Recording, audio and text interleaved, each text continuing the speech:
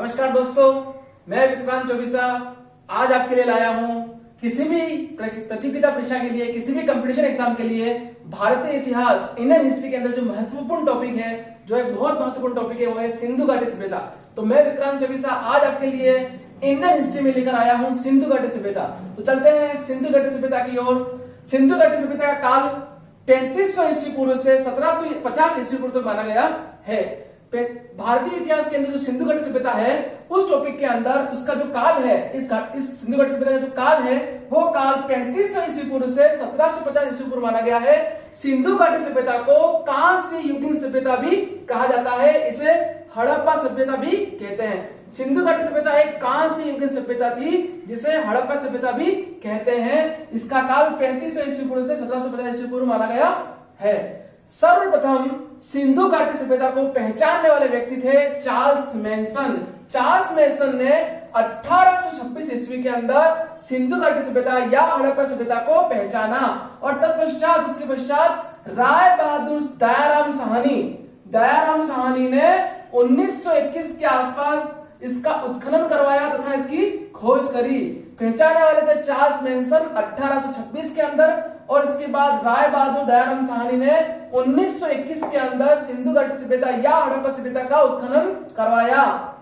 आगे बात करते हैं। सिंधु घाटी सभ्यता का विस्तार 13 लाख वर्ग किलोमीटर माना गया है। सिंधु घाटी सभ्यता का विस्तार 13 लाख वर्ग किलोमीटर माना गया है। सिंधु घाटी सभ्यता सिंधु नदी के किनारे किनारे विकसित हुई है। इसका आकार त्रिभुजाकार है तथा अधिकांश इतिहासकार यह मानते हैं कि सिंधु घाटी सभ्यता जो है, इनके निर्माता द्रविड़ थे। अब बात करते हैं सिंधु घाटी सभ्यताओं की विशेषताओं के बारे में, जो खास बातें सिंधु घाटी सभ्यता के अंतर्गत आती हैं। खास बात यह है, पहली खास बात यह है कि सिंधु घाटी सभ्यता जो है वो मात्र सत्तात्मक थी। दूसरी बात, सिंधु घाटी सभ्यता या हड़प्पा सभ्यता के अंतर्गत सार्वजनिक स्नानागार पाया गया है। वहां के लोग, तत्कालीन समय के जो लोग थे, वो मनोरंजन के लिए शिकार करते थे तथा सिंधु घाटी सभ्यता के अंतर्गत आवागमन का साधन बैलगाड़ी हुआ करता था तथा क्रय विक्रय के लिए जो लेन देन का जो काम होता था, वो वस्तु विनिमय के आधार पर होता था, यानी कि एक वस्तु को लेकर दूसरी वस्तु को देना। यह क्रय विक्रय का जो माध्यम था, वो सिंधु घाटी सभ्यता में होता था, वस्तु विनिमय। आवागमन के लिए बैलगाड़ी तथा मनोरंजन के लिए शिकार। मात्र सत्तात्मक थी, साथ में वहां पर सार्वजनिक स्नानागार पाया गया है। अब बात करते हैं सिंधु घाटी सभ्यता की लिपि के बारे में। सिंधु घाटी सभ्यता की लिपि जो है, उसको कहा गया है भाव चित्रात्मक लिपि, या इसे और भी नाम है इसका बुस्ट्रोफेदम। इसे बुस्ट्रोफेदम भी कहते हैं। भाव चित्रात्मक लिपि या बुस्ट्रोफेदम लिपि, ये सिंधु घाटी सभ्यता की विशेष लिपि थी। यहाँ पर जो सिलें पाई गई हैं, वो वर्गाकार आकार की सिलें पाई गई हैं, जिसमें पशुपतिनाथ की सील जो है वो बड़ी प्रमुख मानी गई है। ये तो थी सिंधु घाटी सभ्यता की खास बातें। अब बात करते हैं सिंधु घाटी सभ्यता के पतन के कारणों को।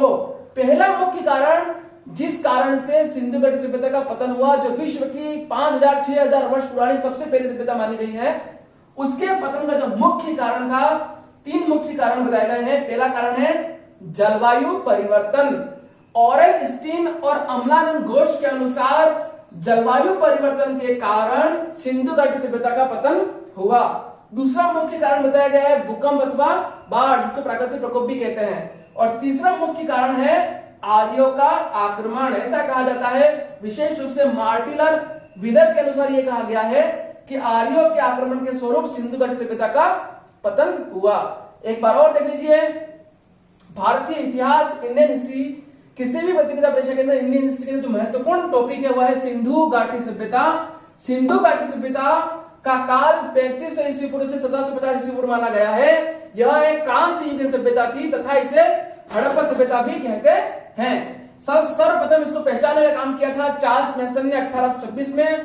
तत्पश्चात दयाराम साहनी ने 1921 में इसका उत्खनन करवाया या खोज करी।